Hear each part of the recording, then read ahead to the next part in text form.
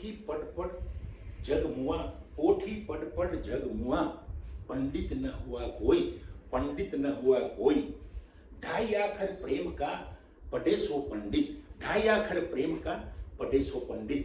મિત્રો, કબીરજીએ ઘણા વર્ષો પહેલા આ શબ્દો કાઢેલા, એમના હૃદયમાંથી નીકળેલા એ શબ્દો એટલે પ્રેમ ઉપર ભાર મૂકે છે કે જ્યાં પ્રેમ છે ત્યાં ઈશ્વર છે, પ્રેમ છે ત્યાં આખી દુનિયા એની સાથે છે, નફરત છે ત્યાં શરૂઆતમાં આપણને લાગશે કે સૌ આપણી સાથે છે, પણ નફરતમાં કોઈ સાથે નથી, પ્રેમમાં તમારી સાથે આખી દુનિયા હશે। આપણે જાણ્યું છે કબીરની સાથે આખી દુનિયા હતી, બુદ્ધની સાથે, મહાવીરની સાથે, કૃષ્ણ, રામ, આ બધા પૈગંબરની સાથે આખું વિશ્વ હતું, ગુરજીયફ જોઈએ, ઓશો જોઈએ, મિત્રો સોક્રેટિસ, પ્લેટો, ઘણા બધા વિશ્વના એવા મહાન તત્વજ્ઞાનીઓ થયા છે, મધર ટેરેસા। તો આવી વ્યક્તિઓ જે પ્રેમમય બની ગઈ છે, સમાજને નિસ્વાર્થ ભાવે ભેદભાવ વગર પ્રેમ કરે છે, ત્યારે એ સમાજ પણ પરિવર્તિત થઈ જાય છે અને લોકો પણ પરિવર્તિત થઈ જાય છે। મિત્રો, અહીંયા હું પ્રેમના જાદુગરની વાત કરવા જઈ રહ્યો છું, પ્રેમનો મોટો જાદુગર। પ્રેમનો એક જાદુગર એવો હતો, એ જાદુગરની જોડે ઘણા વર્ષો હું મિત્રો રહ્યો છું, એનો જાદુ મેં જોયો છે, જબરજસ્ત એનો જાદુ હોય, અને એની સામે કોઈ લડવા આવે તો એ હાસ્ય કરીને ખાલી ઊભો રહી જાય, સામેવાળી વ્યક્તિ ગમે તેટલી ગાળો બોલી, આ પ્રેમનો જાદુગર બિલકુલ મૌન થઈને સાંભળ્યા કરે। મિત્રો, આ મૌન મેં પ્રત્યક્ષ જોયેલું છે, ત્યારે મને પણ એવું થાય કે શું કામ મૌન રહેવાની જરૂર છે, શું કામ બોલવાની જરૂર નથી। ત્યારે આ પ્રેમનો જાદુગર કહે, ભાઈ બોલવાથી શું ફેર પડશે, એ બોલશે એટલું આપણે સામે ગાળો બોલીશું અથવા તો વિવાદ કરીશું તો ડબલ થશે, પણ હું આમ ઊભો રહીશ તો મેં પ્રત્યક્ષ મિત્રો જોયું કે વ્યક્તિ આમ ઊભી જ રહી હોય અને સામેની વ્યક્તિ એને ગમે તેટલું બોલતી હોય, આવા ઘણા અનુભવો મેં જોયા। પેલી વ્યક્તિ જે ગાળો બોલનાર હોય અથવા તો લડનાર હોય, એ વ્યક્તિ પેલા પ્રેમના જાદુગરના પ્રભાવથી બદલાયેલી મેં જોઈ છે। મિત્રો, આ પ્રેમનો જાદુગર એક વખતે એક ગામમાં કિસ્સો બન્યો, એક બેન, વર્ષોની વાત છે મિત્રો, લગભગ 40 વર્ષ પહેલાની વાત છે, એક બેન ડિલિવરી સમયે, પ્રેગ્નન્સી સમયે ખૂબ પીડાતી હતી અને પીડાવાના લીધે એને હાથ અને શરીર ધ્રુજતું હતું। તો લોકોને એવું લાગ્યું કે લોકો પણ બિચારા શિક્ષિત ન હતા, લોકોની પણ ભૂલ ના હોય, પણ એ વખતે શ્રદ્ધા કરતા અંધશ્રદ્ધા વધુ હતું, શિક્ષણ કરતા નિરીક્ષરતા વધુ હતી, સમજ કરતા અસમજ વધુ હતું, ગેરસમજો વધુ હતી, અને એમાં એકાદ બે જે સમજદાર માણસો, કહેવાતા સમજદાર, જે આપણે કહીએ કે વધારે પડતું ડાહપણ હોય, એવા લોકો એનો લાભ લઈને એનો દુરુપયોગ થાય। તો આ સ્ત્રી ધ્રુજતી હતી, તો એના પતિએ બીજાને કહ્યું કે આવું થાય છે, તો પેલાએ કીધું કે એને માતા આવી છે, અને મિત્રો માનસોની એ સ્ત્રીને આખી રાત ધૂણાવી, અને એ ધૂણ્યા પછી સવારનું પરોઢિયું થઈને સ્ત્રીનું અવસાન થઈ ગયું, કારણ કે પ્રેગ્નન્સી વખતે છેલ્લા દિવસો હતા અને એમાં એને ધૂણવાનું કર્યું, એટલે એની શુદ્ધ સ્થિતિ થાય આપણે જાણી શકીએ છીએ।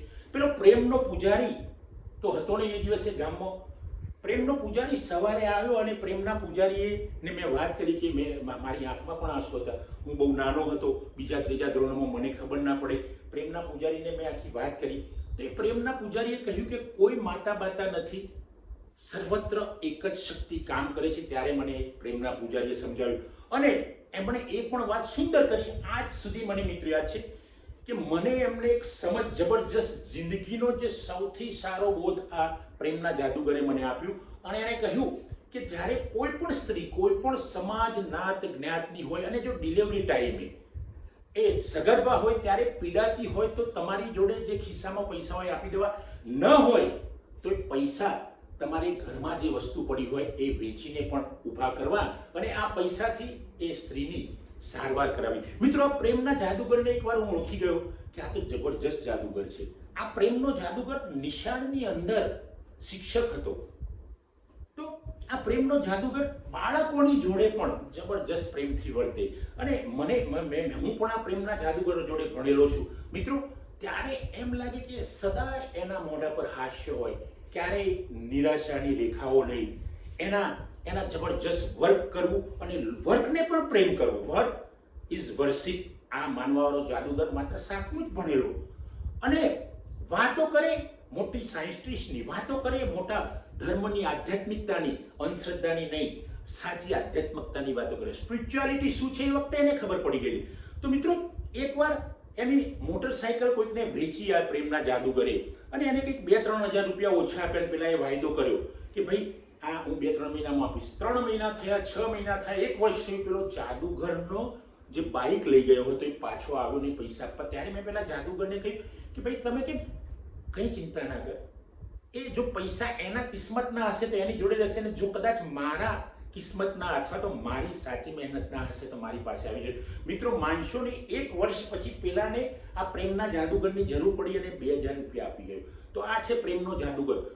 ગામમાં આ જાદુગર જાય તો કોઈ લડતું હોય તો જાદુગરની શરમથી લડાઈના હથિયાર નીચે મુકાઈ જતા હતા. મિત્રો પ્રેમનો જાદુગર સમાજ સંસારની અંદર ક્યાંય પણ જઈને ઊભી રહે તો એની આગવી છાપ હતી. મિત્રો આવા તો ગામડામાં કેટલાય પ્રેમના જાદુગરો છે કે જેમણે સમાજ બદલી નાખ્યો છે, પોતે બદલાઈ ગયા છે અને એને કોઈની પરવા નથી કરી. લોકો શું કહે છે એની પરવા નથી કરી. એને તો માત્ર એક જ હતું કે મારે સમાજની અંદર પ્રેમ ફેલાવવો છે.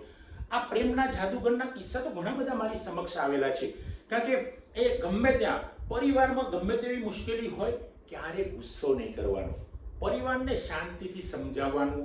દીકરો હોય, કોઈ પણ હોય, સમાજની કોઈ વ્યક્તિ હોય તો એને સમજાવવાની. સમાજમાં સમાધાન કેવી રીતે કરાવવું, પરોક્ષ રીતે, પ્રત્યક્ષ રીતે, એ બધા આ જાદુગરના જાદુ હતા. મિત્રો આ જાદુગરને હું યાદ કરું છું અને મારા અંદર એક નવીન સ્ફૂર્તિ આવી જાય છે. મિત્રો આ જાદુગર બીજું કોઈ નહોતું, મારા પિતાશ્રી હતા. અને આજે પણ હું પિતાશ્રીને યાદ કરું છું. ઘણા બધા પાઠો, એક 7મા ધોરણના ભણેલા શિક્ષક જોડેથી હું ઘણા બધા પાઠો ભણેલો છું. આજે મને એમ લાગે છે કે મારું ભણતર એના આગળ કંઈ જ નહોતું. હું શૂન્ય સમજુ છું. કારણ કે એની જે પ્રેમના જાદુગરની જે સમજ પ્રેમ કરવાની, મિત્રો દુનિયામાં જે સૌને એક સરખો પ્રેમ કરે છે એનાથી મોટો ગુરુ કોઈ નથી, એનાથી મોટો સાયન્ટિસ્ટ કોઈ નથી, એનાથી મોટો કલાકાર નથી. આ પ્રેમનો કલાકાર છે. અને આ પ્રેમના કલાકાર જોડેથી જે હું કલા શીખ્યો છું એ કદાચ બધી તો શીખી જ નથી શક્યો અને બધી યુઝ પણ જેટલી યુઝ કરું છું એમાં હંમેશા મને ફાયદો થયો છે. તો મિત્રો આવા છે સમાજના, આવા તો કેટલાય પ્રેમના જાદુગરો છે. ક્યારેક આપણે અલગ અલગ પ્રેમના જાદુગરોની પણ વાત કરીશું.